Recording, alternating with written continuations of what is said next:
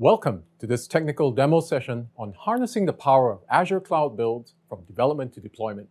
My name is Zilin, a program manager at Microsoft focused on Azure for game development.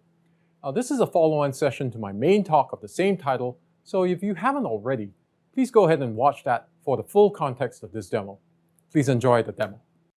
What we'll see in this session is a basic example of how a studio that's working remotely around the world might use Azure to centralize their game production workflow. On this diagram, the big boxes represent separate Azure regions where studio staff might be spread across. To the left and right are developers using virtual desktop infrastructure to work directly in Azure through GPU-powered VMs. And at the heart of it all is Perforce Helix Core for version control and Azure DevOps, our SaaS CI/CD solution. This fictitious studio is taking advantage of the fact that their workflow, data, and distribution are all centralized within Azure. At this point, let's see what this whole in-cloud workflow looks like with a quick demo. Let's take an example of a day in the life of a studio where we have a game in development represented by a commonly used sample Unreal Engine 4 project. Let's see how changes a designer makes in the game would flow through Perforce and the CI/CD pipeline, all in Azure. We'll shrink that diagram into a mini-map up to the top right of the screen to keep track of progress. Now, starting from that designer who's working from home in one Azure region, this is their desktop logged in remotely through Parsec. They're already logged into Perforce using single sign-on, which makes it pretty seamless for them. They then sync to the latest revision of the dev branch and call up the Unreal editor to make a couple of simple changes that the producer wanted to the holoboards. Then a quick in-editor test to make sure everything looks all right. Great, and now the assets are saved and checked into the main depot right in Unreal Editor. And of course, the necessary change list comments are put in place. We slide a little over to the right as the Perforce depot has a trigger that fires on changes to that dev branch and makes a REST call to Azure DevOps to start a build pipeline. Now you're looking at the web interface of Azure DevOps.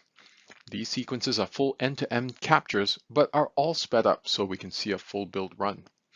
This pipeline has a single job with multiple tasks labeled on the left columns.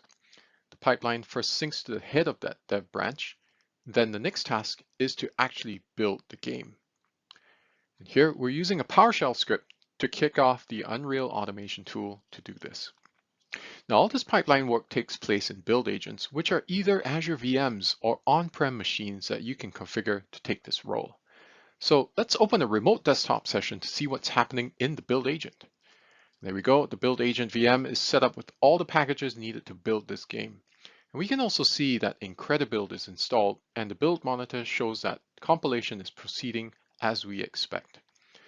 The Incredibuild coordinator has automatically scaled up VMs in an Azure VM scale set to accelerate this build. And in the build monitor, towards the middle of the screen, you can see work being spread out to all the VM cores available.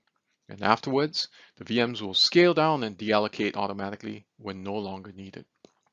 Okay, so the build task is pretty much done at this point. And so the pipeline packs it up into a single zip file and then uploads it into a central storage container for other parts of the studio to consume. Extreme right of the mini-map, this time it's a producer reviewing that build that just got made in yet another Azure region. Now in your studio, you probably have a build dashboard that will do this, but for this demo, the producer will just use Azure Storage Explorer, which is the tool you see here, to pull down that build, and there's that new build with the right change list number.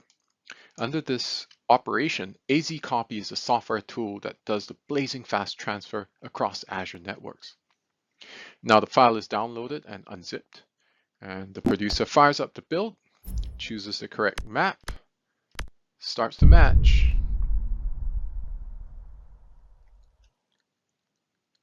and just like that, we see those holoboards in place.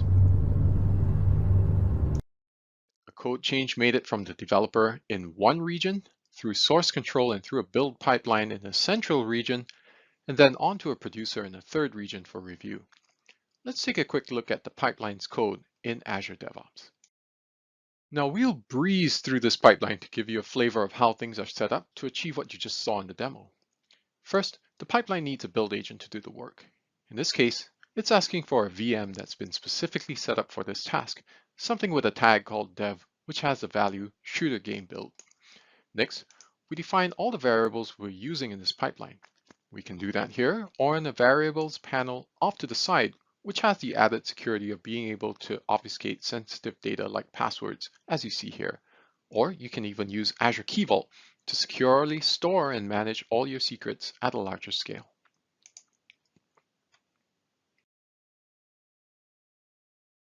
Next, some convenience tasks that use all the Perforce depot information to get a particular change list to sync to, and then actually sync the code to the workspace on the build agent.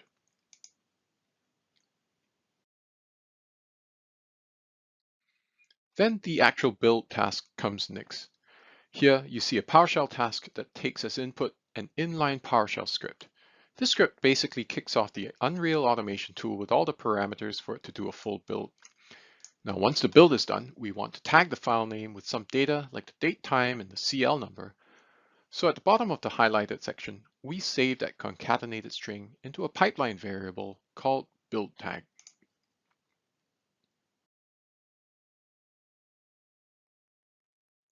The two final tasks take care of compressing the output files into a single file for upload. Here, the archive files task uses the pipeline variable that was set in the previous task and appends that to the file name with the compression operation. Finally, the Azure file copy task uses AZCopy to move that build off the build agent and into a blob storage container for use downstream. That's all we have time for this session, a really quick tour of Azure DevOps pipelines for Azure Cloud Game Production. Please visit aka.ms/Azure Game Production for documentation for this pipeline you saw in the session, available for you to try out. And please email us at azuregameproduction@microsoft.com. We'd love to hear from you. Thanks for taking the time to watch this demo, and have a great GDC 2022.